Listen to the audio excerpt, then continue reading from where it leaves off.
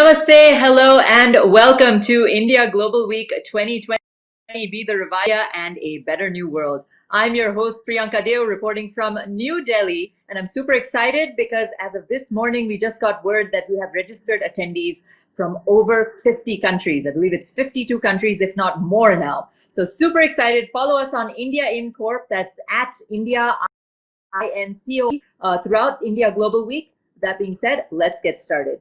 Now, how can the USA and India elevate its partnership during COVID-19 and post-COVID-19? What are the key challenges? What aspects of the US-India partnership will guide the world out of this crisis? And what does post-COVID-19 India-US relations look like? We're going to explore this in the next panel discussion. It's titled Partners in Revival, Time for Action. Now, if you're taking screenshots, if you have any questions, if you have any thoughts, be sure to post them up on social media. I'm tracking it right here. So hopefully we can get to your thoughts and questions using hashtag #BeThe. With that being said, I give it to the moderator for this session, Dr. Mukesh Aghi, US India Strategic Partnership Forum CEO and President. Now, the US India Strategic Partnership Forum, or USISPF, is a nonprofit organization with the primary objective of strengthening the US-India by strategic partnership. With that being said, I give it to Dr. Aghi to conduct the session. Dr. Aghi, the stage is yours. Well, thank you very much, and good morning, good afternoon, good evening to all our listeners. We are honored and delighted to have Ambassador Juster, Ambassador Sandhu. They are good friends. I've worked with them for many, many years, and they're also a big proponent of US-India partnership. When I say partnership in a win-win fashion itself, let me introduce to you first Ambassador Juster, who was appointed as the 25th ambassador to India from the United States on November of 2017. And he comes with extensive both government and business experience. He was earlier as a managing partner at a private equity Robert Pincus, and before that Under Secretary of Commerce. So I can keep on talking about his excellent background, but I will stop at that because I think I want to save time for question and answers also. But I have to say one thing, since he has been appointed as the ambassador to India, he has taken the relationship to a much, much higher plateau in challenging times. And he has also explored, when I say the country, reached out to citizens to ensure that there is much more better network connectivity between the embassy and the citizens of India itself. So Ambassador Juster, thank you for all the effort, energy you put in, and we appreciate that. Ambassador Sandhu, I've known him for ages. In fact, when he was here in Washington, D.C. in multiple roles, and also when he was High Commissioner to Sri Lanka, I visited him there. And I have to say one thing about Ambassador Sandhu is he is very personable, professional, and a wonderful human being. And he is focused a lot on trying to build this relationship. Because we both, and we all three of us believe that this is the most important partnership which you have to work on. And Ambassador Sandhu comes with tremendous experience, not only working in Sri Lanka, but in Kiev and other geographies, and also walking the corridors of US Congress and US cities itself. So Ambassador Sandhu, welcome to this event. If I may just start basically asking for a vision, and I'll start this question, and I think I'll ask Ambassador Sandhu to respond first. What is your vision of the relationship between these two countries? Where do you see success? What is your aspiration as you move this partnership to a different level post-COVID era? Ambassador Sandhu? Thank you, Mukesh. Thank you for having me. You know, the relationship between India and United States is based on shared values. As the world's oldest and largest democracies, we are natural partners. And I'm sure you will recall that Martin Luther King Jr. visited India in 1959 and acknowledged the intellectual influence of Mahatma Gandhi on him. Then Dr. B.R. Ambedkar, the architect of our Constitution, he studied at Columbia University. and was deeply influenced by American political thought. Our founding fathers were inspired by the US Constitution. For example, the fundamental rights draws from the US Bill of Rights. These shared values form the basis of the close relationship. The people-to-people connect between our two countries binds us together. As you are aware, there's a strong and vibrant Indian diaspora in the United States. It's an important bridge in our relationship. At the same time, the Indian professionals here working in high-tech areas contribute to the innovation ecosystem of the United States. And not to forget, the 200,000 plus Indian students in the United States, mostly studying in STEM areas, are an important link between our two countries. Our relationship is underpinned by these linkages, and our relationship has grown over the years, and we now have a comprehensive partnership. There's no facet of human activity in which we do not work together. Therefore, our coming closer actually is a reality, not merely an aspiration. Thank you. Ambassador Jester? Well, first of all, it's a pleasure to be here, both with you, Mukesh, who I have known for many years and worked together with on various items, and with Taranjit, who, as I said earlier, had the pleasure of visiting when he was in Sri Lanka, and I know has served in the United States on several occasions, both in Washington, D.C. and New York. And we're very fortunate to have him as the Indian ambassador now to the United States. I've been fortunate to be working on U.S. India relations now for 20 years. I began in 2001 when I was Undersecretary of Commerce. And we were really at that point transforming the relationship from one that had been a bit at arm's length during the Cold War, and have really, if you step back and sort of see what's happened over the past 20 years, it's been extraordinary. And as Ambassador Sandhu has said, it now extends on a bilateral basis across virtually every issue conceivable, military and security issues, counterterrorism, trade and investment, energy, health, science and technology, agriculture, obviously issues of students and education. We work together on the oceans, on space, and we just keep expanding it. And I think that is significant in and of itself. And there's a level of comfort of working together and increasing coordination. But what's also significant is that we now share a common vision for the Indo-Pacific region, and the importance of that being an open, free, and rules-based region that respects sovereignty and territorial integrity, and that does not have predatory economic practices, and that solves its disputes peacefully in accordance with international law.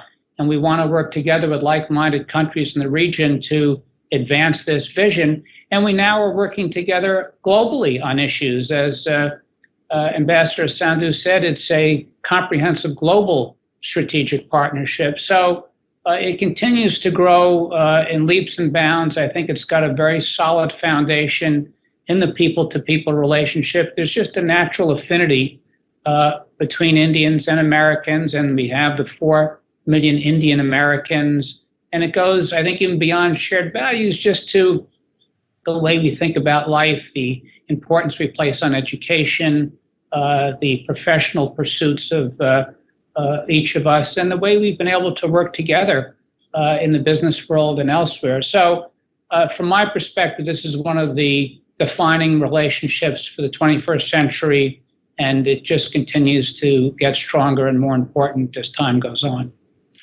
Thank you, Ambassador. I think both of you have conveyed that it's a comprehensive relationship, it's a long-term relationship, which is focused on win-win value proposition for both countries and both citizens.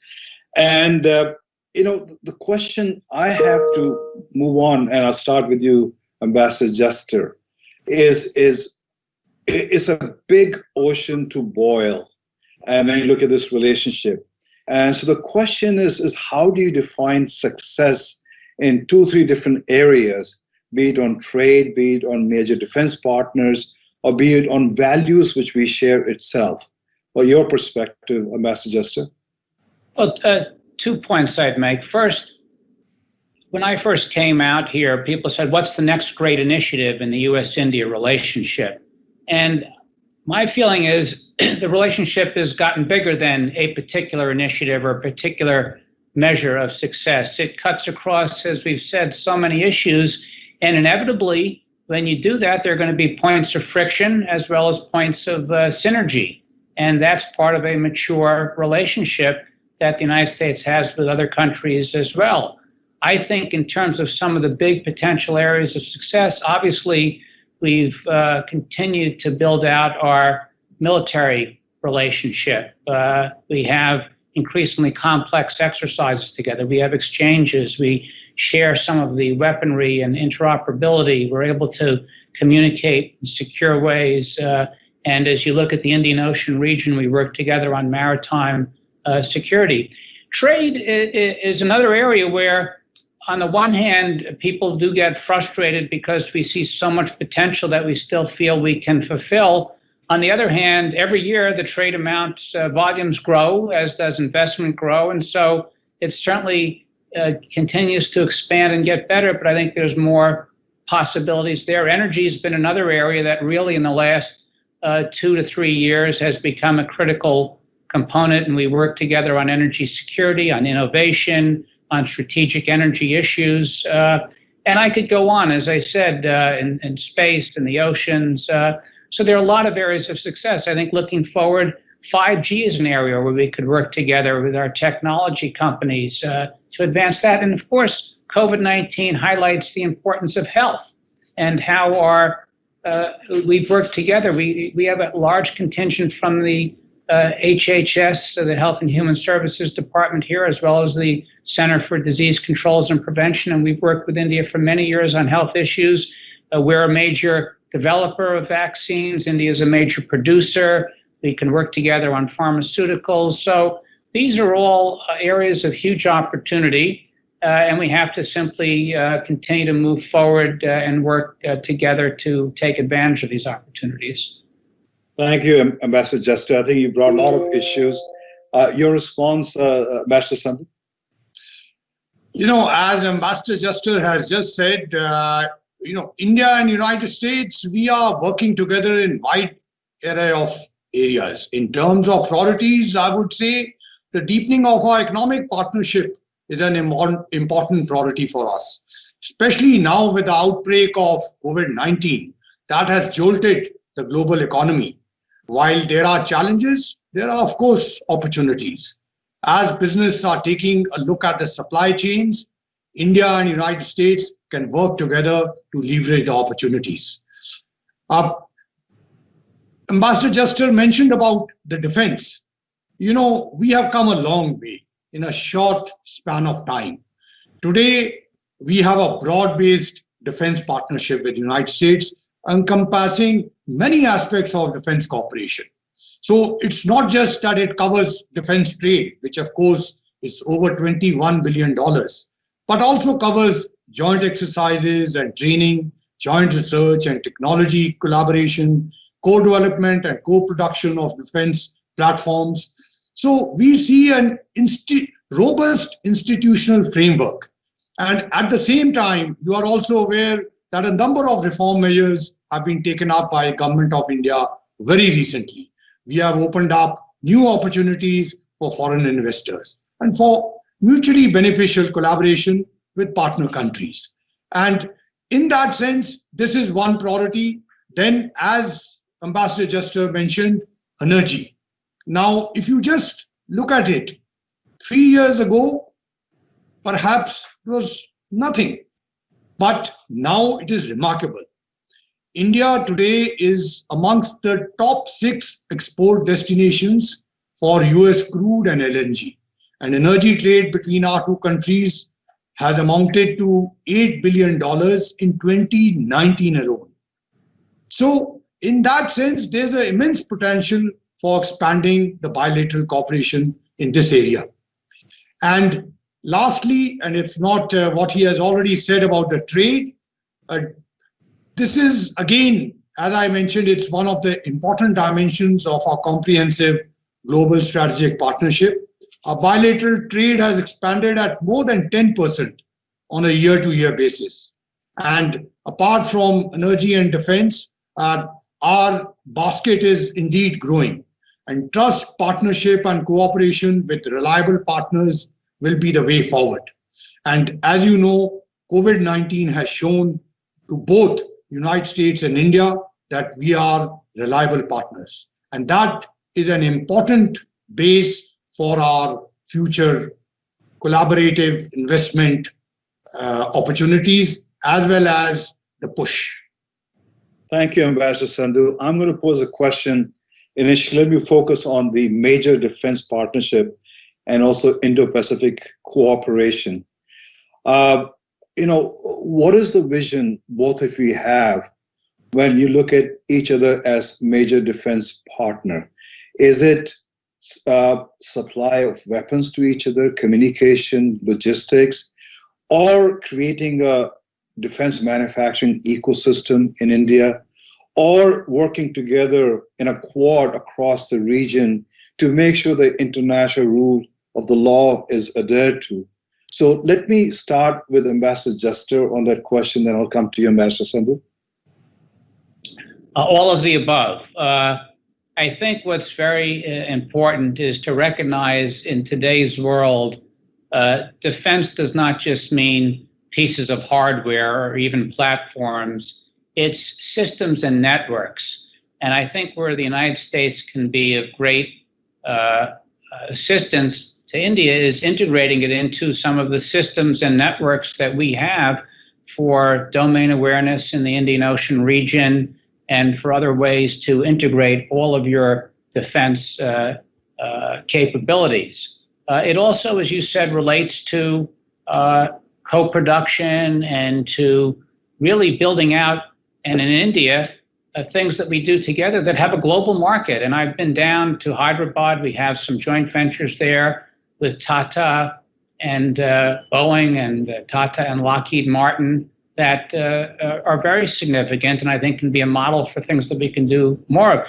We have a lot of Indian companies that provide components for American weaponry and export that even to the United States. In fact, one of the things that came up during the lockdown was our view that I think we were able to persuade the Indian government that some of the work of the defense component companies was essential to national security. And so working together in that regard. And then as you were also indicating, really working with other like-minded countries in the defense sector to ensure that this region evolves in accordance with the affirmative message and vision that we have of an inclusive region that's open, that has respect for freedom of navigation, freedom of overflight, for trade, for the, as I said, the peaceful settlement of disputes, and really makes people feel comfortable, including the countries of Southeast Asia and others, that they will continue to have their sovereignty and territorial integrity respected. Thank you, Ambassador Jester. Ambassador Sandhu? Mukesh, as I already covered some of this, and that our bilateral partnership has come a long way. And today it's much more broad-based defense partnership, which encompasses many aspects. And I went over some of them. The designation of India as a major defense partner by the US and the accordance of strategic trade authorization 1 status by Department of Commerce, is in recognition of our robust defense ties and the immense potential, as Ambassador Justice indicated, it holds for further expansion across its different dimensions. The signing of Industrial Security Annex during the second 2+2 ministerial in December 2019 is another step.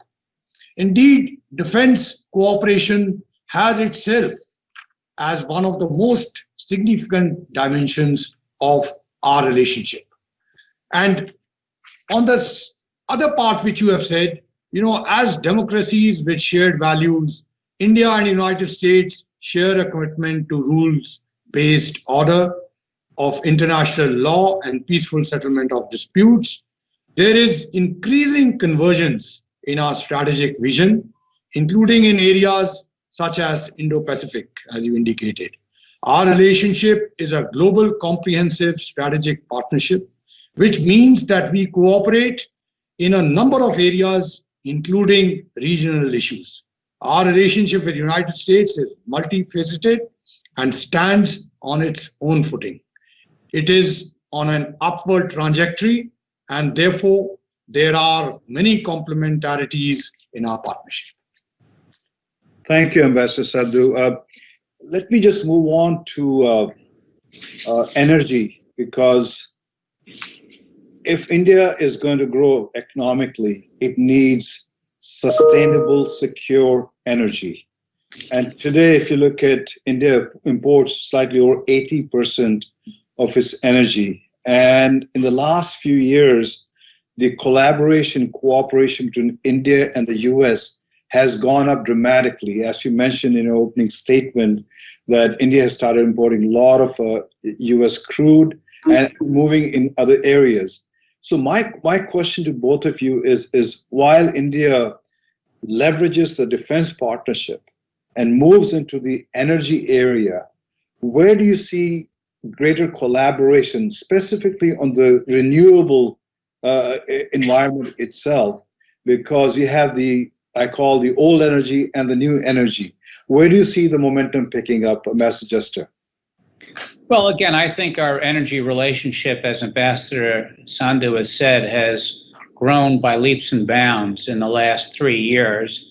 And it has a component of energy security, a component of energy innovation, and a component really of the broader strategic view of energy. In terms of security, as has been said, yes, we have increased from virtually zero to a very significant amount exports of liquefied natural gas and oil. And while that may be the old energy, that's still going to be around for quite a while. And I think we can contribute as well in helping to build the liquefied natural gas infrastructure in India and the strategic petroleum reserves. So I think those are important dimensions. But also it expands to renewables technology that the United States can work with India on across the board. India has obviously been a leader in solar with the International Solar Alliance. But there are smart grids that we can work on, energy storage, and other clean carbon technologies. So that's very significant. So there's an innovation element. And as I said, strategic, how to build out the strategic petroleum reserve, how to make sure that we can backstop each other, and how do we really see energy as a very now significant pillar in the overall U.S. India relationship. Thank you, Ambassador Jester. Ambassador Sandhu? Let me just add to what Ambassador Jester has said. He has basically covered most of it. Given our immense potential for expanding bilateral cooperation in this area, that is why it was decided to elevate the energy dialogue to the level of strategic energy partnership, steered by the ministers on both sides. Now, the second round of this dialogue at the ministerial level will be held very shortly. This demonstrates the depth of our energy partnership, which covers areas such as energy security, electricity grid, promotion of energy efficient technologies, development of India's national gas grid, cooperation in the field of renewable and clean energy, as you had mentioned, exchange of best practices on fuel conservation, energy efficiency, and power sector reforms, to name a few. As India expands and modernizes its infrastructure across the energy sector, we would encourage US investments, expertise, skill sets, and knowledge sharing in line with Make in India initiative of our Prime Minister. Thank you, Ambassador Sandhu. Let me just move on to the commercial partnership. We've had the trade go up almost over $160 billion. The potential, we think, is more closer to over $500 billion. And more important is what we are seeing is India had a surplus 3 years ago, which seems to be coming down with the US. And so the trade is becoming more of an equal partnership. How do we basically take this trade relationship from 160 billion to over 500 billion? That's one. Second is we were hoping for a trade deal, and somehow, for whatever reason, it seems to become a mirage as we move forward. Is it important to have a trade deal to grow this business to that $500 billion?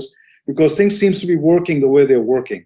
So let me ask Ambassador Jester first, then I'll come to you, Ambassador Sandhu. Well, as we've said earlier, I think trade is a huge potential opportunity for both countries. And I think it's even more important as we've come out of the COVID-19 lockdown period. India has made a clear decision not to participate in the regional agreement with the Chinese and other countries in Asia. Some of that's been heightened by, emphasized by the recent disputes on the border area. And in my view, the way to really lock in some of the economic potential going forward is to do a free trade agreement. That really ensures we're now India's largest market for trade and investment, and you want to lock that in. You want to see how the Indian service companies can continue to provide services to the United States, how we can work together in healthcare, how we can ensure energy trade. And I do worry at times that we don't have a big enough vision for the trade relationship. And I said this in my initial policy speech when I arrived in India, that we would love to do a bilateral free trade agreement. We still get hung up on even this smaller interim agreement. We need to have sort of reciprocity. But I think coming out of COVID-19, where economic growth is needed, having a trade agreement would really add impetus to the possibilities for growth. And I recognize the desire for what's called self-reliance in India, and I hope that means building a more resilient and stronger local economy so that it can participate more ably in the global economy. And I think this would be an area of strategic potential and opportunity, and all the more so as companies may start to have second thoughts about investing further in China or even are pulling out of China. India should become an attractive place for them to invest and a real trading and investment hub, not just in the region, but globally. Thank you, Ambassador Jester. Ambassador Sandhu? Are you on mute? I'm sorry, can you hear me now? Yeah, you can. Mukesh, as I indicated earlier, that trade and investment cooperation, without doubt, is an important dimension of our comprehensive global strategic partnership. And our bilateral trade has been growing at more than 10% on a year-to-year basis. And also, as we have indicated earlier in our discussion, energy and defense trade have emerged as an important component of this bilateral basket. While this growth is impressive, there's no doubt the real potential is yet to be reached. Trust, partnership, and cooperation with reliable partners will be the way forward. To further our shared economic interests, it is imperative for us to identify inherent strengths of our economies, our complementarities, and new priority areas for cooperation. At the same time, it is important to accommodate each other's interests and to address issues of mutual concern. There is opportunity in every crisis, including in this one. This is a time to reflect together on the global supply chains and how they can be refashioned and made more robust to withstand such crises in the future. Thank you, Ambassador Sandhu. As you said that there is an opportunity in a crisis, what we saw in the COVID scenario, India took the lead ensuring that a lot of farmers' drugs go to a certain geography, including United States itself and other 127 countries. So the Prime Minister of India took the lead.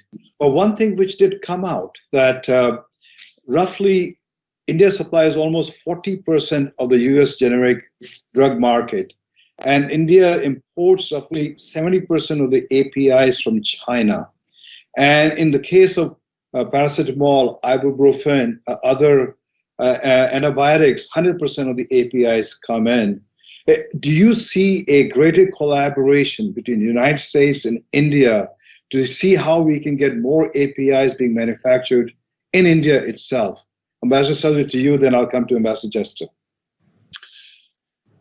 Mukesh, this is in fact one of the most important areas which is going to lead our bonding together and deepening our economic partnership.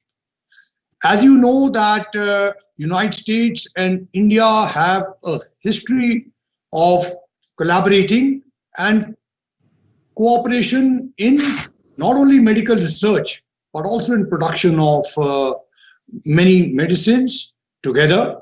For example, I don't know if you are aware, just about 3 years ago, NIH and our ICMR institutions collaborated to produce a vaccine for another virus called rotavirus. And that's been very successful. And we have also in public health given it to many African countries. That same thing is happening now. We are collaborating on at least 3 vaccines for COVID-19. And you are aware that Gilead has got go-ahead for remdesivir, and 7 Indian private companies are forming collaborations with them for the bulk production of the drug, which will be distributed to more than 126 countries. And the cost of it is going to be very, very economical. So I have given you this example to mention to you the potential and the possibilities. And this is one knowledge-intensive industry which will prosper. And you are absolutely right. This is a time, and many are already rethinking in this area. Government of India, you heard the Prime Minister this morning, very clearly, we are setting out a red carpet, and a number of initiatives have already been taken. The government is listening to the industry from both sides, from all over the world, and particularly from the US industry.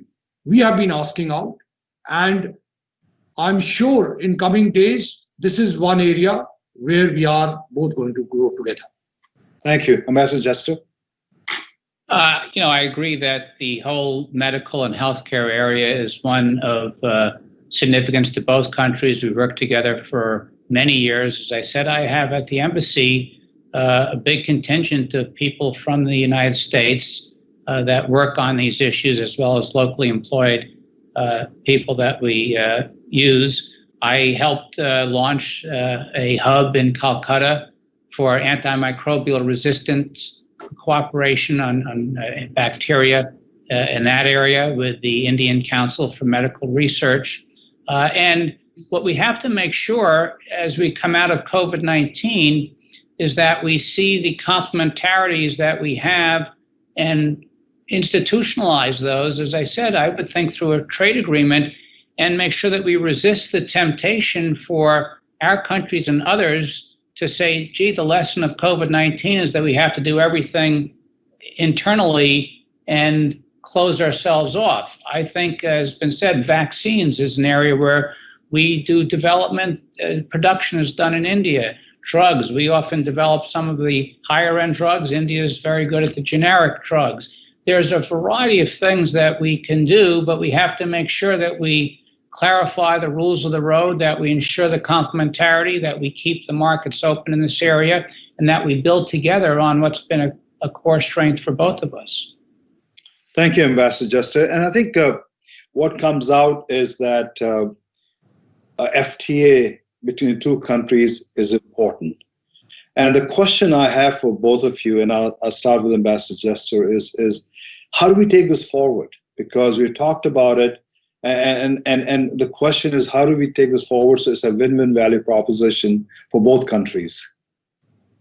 Well, obviously everyone has a different perspective on this. I think it's important that we try to conclude this smaller trade deal. It relates to the generalized system of preferences, which by law requires that there be some market opening measures in recipients of that preferential system. And that's what we've been trying to reach agreement on with the government of India.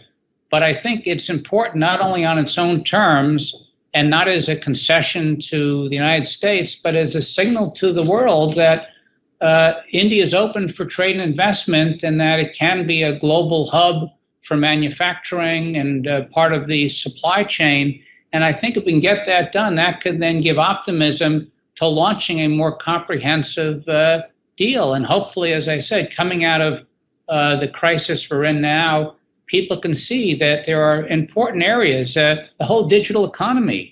India and the United States should be leaders in this. Our technology companies have been at the forefront of world technology, but we want to set the standards together and not let other countries set the standards for technology. As I said, working together on 5G.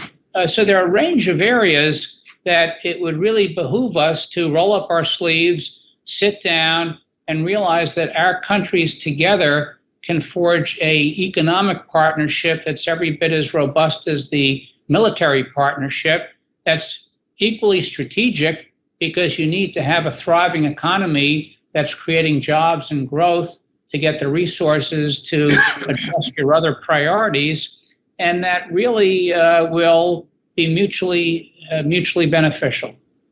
Thank you. Ambassador Sandhu?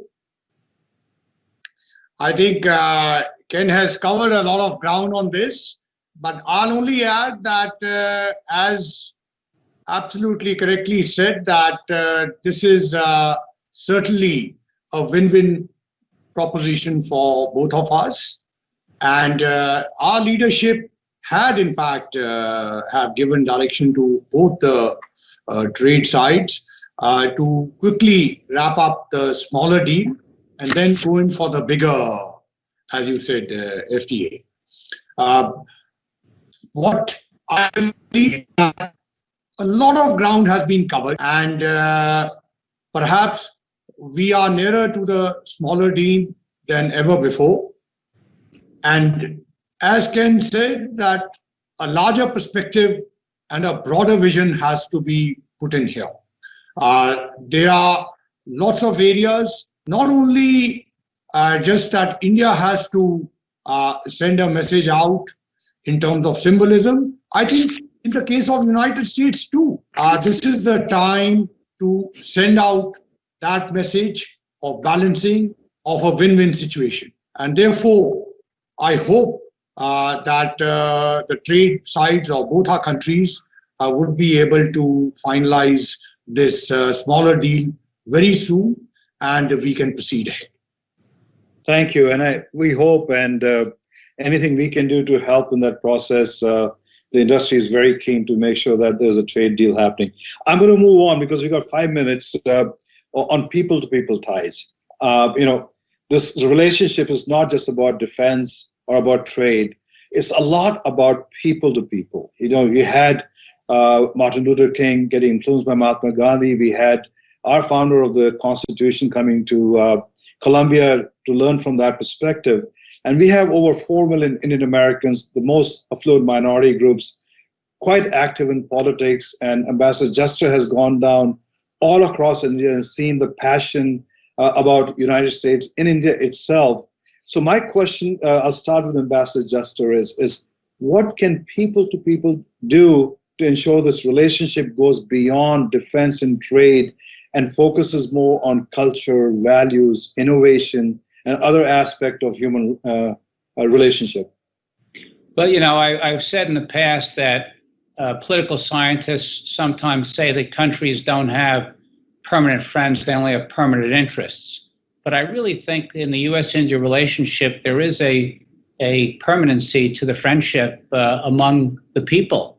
And that really is part of the secret sauce of this relationship and the fundamental foundation that underlies a lot of the other things that we do. And I see it as U.S. ambassador traveling throughout this incredible country. Wherever I go, representing the United States of America, I could not be received more warmly and treated more favorably.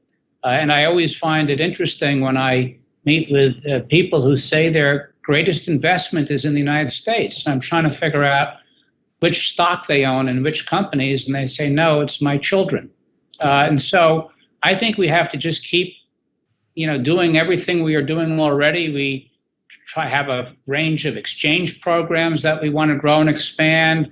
We want more students to come to India. I know that there's temporarily some hiccups in that process due to the COVID-19 and whether schools will be opening up or having classes on campus. But when you step back, the number of Indian Americans has been growing exponentially. The collegiality between our people, the impact of Indian Americans on American technology companies and the business community is all so extraordinary that we just need to keep doing more of the same and expanding and getting more Americans. I mean, a lot of Americans come here for tourism. We have a lot of Americans living in India. At any one time, there are close to 800,000 to 1 million Americans in this country. So that, to me, is what really is a distinguishing feature of the relationship and one that we just need to continue to cultivate and build on. Thank you, Ambassador Jester. Ambassador Sandhu? Mukesh, as you said, there are over 4 million people of Indian origin in the United States, including the Indian Americans and Indian nationals. And as I mentioned earlier, the Indian diaspora is a vibrant community. They have distinguished themselves in all fields, especially in IT, business, higher education, medicine, research, etc. Of course, not to mention US Congress and administration as well. Doctors and healthcare professionals have been at the forefront in terms of confronting COVID-19 pandemic. There's a wide recognition of the role of Indian American doctors and healthcare professionals for their contribution. We have to, on any television channel in the United States today, and you can see that, during the pandemic, the community organizations have come forward to help local communities. Likewise, Indian business in the United States, through their CSR activities, have also supported local communities that they have become part of. The Indian American community is diverse and brings with it rich traditions of language, culture, representing the diversity of India.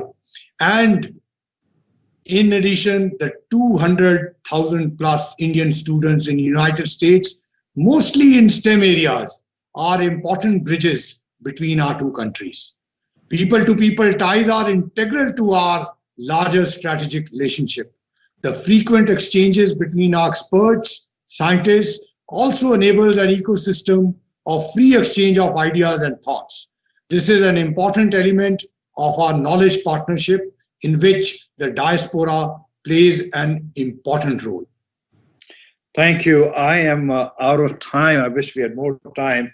But I just want to say that the relationship is like a tapestry interwoven in multiple areas. And I think we just need to keep on leveraging on the positive side. And I am a strong believer that trade will continue, trade deal will happen. We just have to keep on nudging. Just wanted to thank you very much to both of you. You've been gracious and gave very honest answers. We look forward to this relationship continuing further.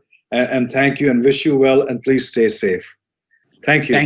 Thank you, Mukesh. Thank you very much. Thank you, Ken. Thank you. Good seeing you, Taranjit. Thank you, Mukesh.